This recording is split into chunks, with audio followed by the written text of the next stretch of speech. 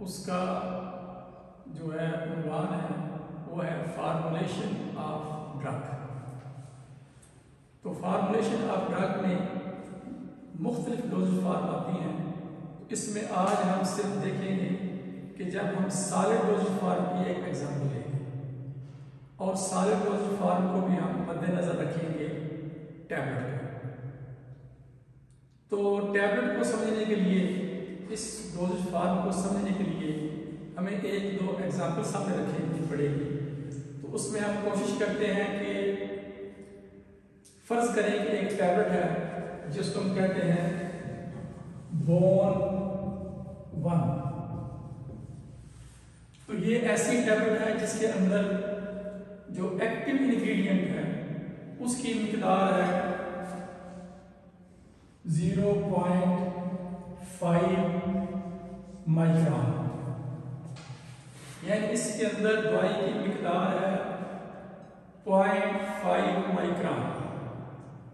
अगर आप 0.5 माइक्रोन को समझना चाहें तो इस तरह समझें कि ये मैं एक निशान लगा रहा हूं व्हाइट बोर्ड के ऊपर। ये समझ अंदाजा लगा रहे कि ये 1 मिलीग्राम है और 1 माइक्रोग्राम जो है वो मिलीग्राम का 1000वां हिस्सा होता है। यानी इस निशान को ये तकरीबन 1 मिलीग्राम के लगभग होगा। तो एक इसको हम 1000 पे डिवाइड करें तो वो जो मिकदार बनती है उससे भी आधी मिकदार इस टैबलेट के अंदर दवाई की मौजूद है। तो यहां हमें अंदाजा हो सकता है कि इस मिकदार को हम टैबलेट की शक्ल में इटसेल्फ कन्वर्ट नहीं कर सकते। तो इसलिए हमें इसके वेट को इंक्रीज करना पड़ेगा, इसके बल्क को इंक्रीज करना पड़ेगा। इसमें कुछ ऐसी चीजें डालनी पड़ेंगी कि इसका बल्क इंक्रीज हो जाए और हम इसको टैबलेट की शक्ल में बना सकें। अगर आप मार्केट में देखें तो छोटी सी छोटी टैबलेट जो आपको नजर आएगी ना, उसका टोटल वेट तकरीबन 120 मिलीग्राम, 125 या 150 मिलीग्राम का लगभग होगा।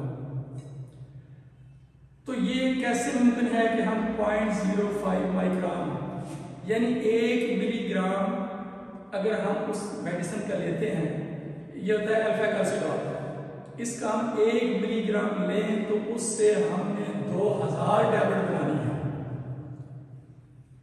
तो इसलिए हमें टैबलेट फार्मूलेशन के लिए 2 चीजें चाहिए। कोई भी चीज, किसी भी चीज को फार्मूलेट करना हो, हार्ड टैबलेट हो, इंजेक्शन हो, कैप्सूल हो, सिरप हो, सस्पेंशन, इमल्शन, कुछ भी हो, उसमें 2 चीजें चाहिए। एक को हम कहते हैं API, यानी पहले नंबर पर उसमें है एक्टिव फार्मास्यूटिकल इंग्रेडिएंट, यानी कि जिसकी वजह से दवाई असर करती है। और दूसरा होता है उसमें एक्सीपिएंट या एडिटिव्स, जिनकी मदद से हम उस मेडिसिन को एक डोजेज फार्म की शेप दे सकते हैं। तो इसलिए इसको मेडिसिन की यानी टैबलेट की शेप देने के लिए हमें इसमें डिफरेंट चीजें ऐड करनी पड़ेगी। सबसे पहले तो यह है कि हम उसमें कोई ऐसी चीज ऐड करें जो इसके बल्क को इंक्रीज कर दे ताकि हमें इसको टैबलेट फॉर्म में कन्वर्ट कर सकें। तो इसलिए जो चीज बल्क को इंक्रीज करने के लिए इस्तेमाल की जाती है या ऐड की जाती है उसको हम कहते हैं डाइल्यूएंट। तो डाइल्यूएंट वो सब्सटेंस है जो कि बल्क को इंक्रीज करने के लिए शामिल किया जाए। इसको इनर्ट होना चाहिए, यानी मेडिसिन ड्रग के साथ उसका किसी किस्म का कोई रिएक्शन नहीं होना चाहिए। यह सबसे पहली बात है। अब हमने फर्ज किया कि इसमें डाइल्यूएंट की इतनी मिकदार ऐड कर ली कि हम उसको टैबलेट की शक्ल दे सकें। तो ये अब है प्योर पाउडर, तो मुमकिन नजर नहीं आता कि हम इसको टैबलेट की फॉर्म में कन्वर्ट कर सकें।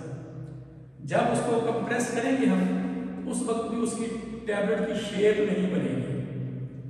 तो इसलिए हमें चाहिए कोई ऐसी चीज उसमें ऐड करें जो उसमें बाइंडिंग फोर्स पैदा करे। तो आमतौर पर जो डाइल्यूएंट के तौर पर चीज हम यूज करते हैं वो हम करते हैं लैक्टोज या स्टार्च। तो हमें चाहिए कि ऐसी चीज उसमें ऐड कर दें कि उसमें बाइंडिंग पावर आ जाए, वो बाइंड कर सके। जब हम कंप्रेस करें उस टैबलेट की शेप बढ़ सके, तो उस चीज को कहते हैं बाइंडर। तो उसमें हम बाइंडर ऐड करते हैं ताकि उसमें बाइंडिंग फोर्स आ जाए।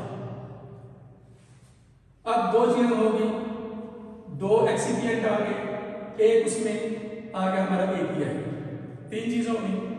अब इन तीनों को हम मिक्स करके अगर एक टैबलेट की शक्ल दे देते हैं तो हो सकता है उसकी बाइंडिंग फोर्स इतनी ज्यादा उसमें आ जाए कि जब उस स्टमक के अंदर जाए तो वो जाके हाली ना हो, वो डिसइंटीग्रेट नहीं होती, तो फिर उस टैबलेट का फायदा क्या।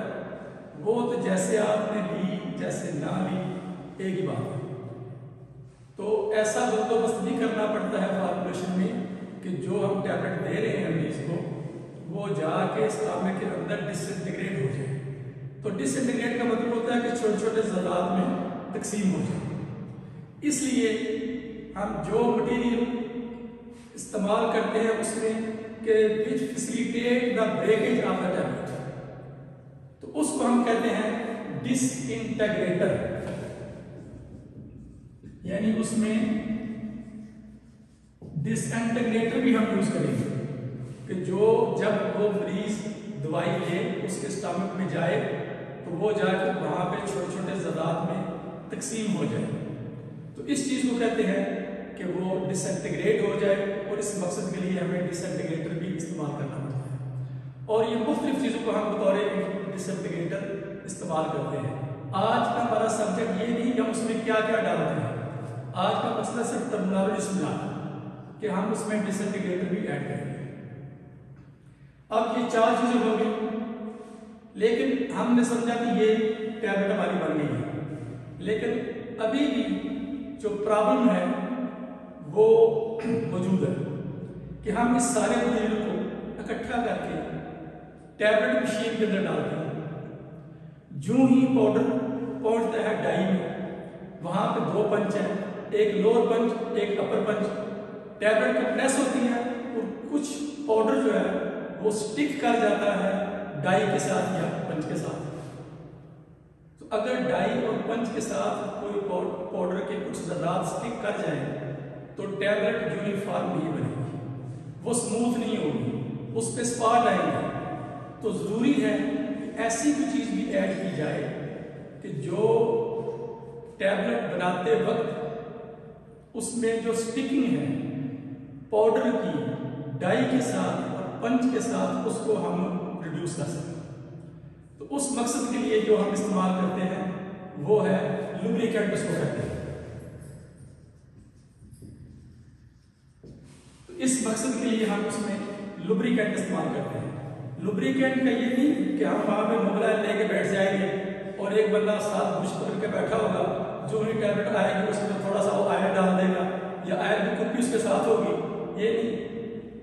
वो तो है कि किसी साइकिल के चैन को लगाना हो या मोटरसाइकिल को लगाना हो या इंजन में आयरन डालना हो। यहाँ पे जो लुब्रिकेंट हम इस्तेमाल करते हैं वो भी पाउडर की शक्ल में ही होगा। तो आमतौर पर इसमें मैग्नीशियम स्टीरेट को एज ए लुब्रिकेंट इस्तेमाल किया जाता है ताकि उसमें टैबलेट फॉर्मेशन हो सके और वो स्टिक ना करे, टैबलेट जो बने वो स्मूथ बने। इसके बाद भी एक प्रॉब्लम ऐसा होता है जो क्रिएट हो सकता है। वो जब हम टैबलेट बनाते हैं तो टैबलेट मशीन के अंदर जो पाउडर जा रहा है हो सकता है वो डाई पे पहुंचने से पहले जिस रास्ते से गुजर के जा रहा है, ऊपर हापर है, दरमियान में पाइप है, उसमें से गुजर के जा रहा है, तो वो पाउडर आप उसमें स्टिक कर जाए और चौक हो जाए। एक यूनिफॉर्म स्पीड के साथ वो डाई और पंच तक ना पहुंच सके। अगर उसकी स्पीड यूनिफॉर्म नहीं होगी, वो रास्ते में चौक कर जाएगा, तो क्या होगा कि टैबलेट का वेट एक जैसा नहीं होगा, टैबलेट के वेट में यूनिफॉर्मिटी नहीं होगी। कोई टैबलेट छोटी होगी कोई बड़ी होगी। तो इसलिए हमें किसी ऐसी चीज की जरूरत भी पड़ती है कि हम उसको पाउडर में जो फ्लो प्रॉपर्टी है उसको एनहांस कर सकें, ताकि पाउडर रास्ते में रुके ना, आपस में पाउडर के ज़रात जो है वो चोक न कर जाए। तो इस मकसद के लिए आपने देखा होगा कि अक्सर कभी अगर आप गए हैं किसी आटा चक्की में, तो जहां पे एक बंदा जो आटा जो दाने ऊपर डाल के नीचे से आटा निकाल रहा है, तो वो उसके हाथ में छड़ी होती है और वो हाथ पर पूरा आहिस्ता आहिस्ता मारता रहता है, ताकि जो दाने हैं गंदम के वो आपस में चौक जाए। अगर वो चौक आए तो बिल्कुल उसको खतरा होता है कि नीचे चक्की खाली चलती रहेगी और ऊपर से दाने नहीं आएंगे। तो यहाँ हम सोटी पकड़ के तो नहीं खड़े हो सकते या छड़ी पकड़ के खड़े नहीं हो सकते, इसलिए हम उसमें कोई ऐसा केमिकल डालेंगे जो कि उसकी फ्लो प्रॉपर्टी को एनहांस करता है और वो पाउडर आपस में स्टिक ना करे, वो चौक ना हो। और इस मकसद के लिए हम जो चीज उसमें डालते हैं उसको हम कहते हैं ग्लाइडेंट।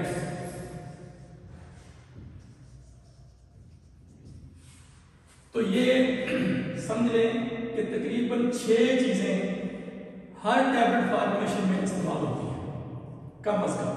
उसमें एपीआई तो लाजमी है, बाकी चीजें जो है वो 5 उसके एक्सीपीआई हैं, यानी कि डायरेवेंट उसके वेट को इंक्रीज करने के लिए, बल्क को इंक्रीज करने के लिए, बाइंडर उसमें बाइंडिंग फोर्स पैदा करने के लिए, disintegrator to facilitate the breakdown of the tablet in the stomach, और फिर लुब्रिकेंट है उसको लुब्रिकेट करने के लिए ताकि टैबलेट का पाउडर स्टिक ना करे डाई और पंचेस के साथ, और फिर ग्लाइडेंट ताकि पाउडर आपस में स्टिक ना करे और वो उसकी फ्लो प्रॉपर्टी जो है वो एनहांस हो जाए और वो ठीक तरह से चलता रहे और टैबलेट का वेट यूनिफॉर्म रहे।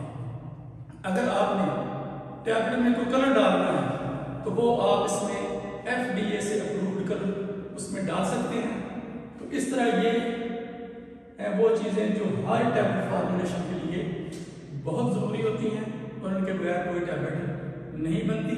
तो इंशाअल्लाह आज में इतना ही काफ़ी है, फिर यार जिंदा सूरत बाकी। ओके, अल्लाह हाफ़िज़।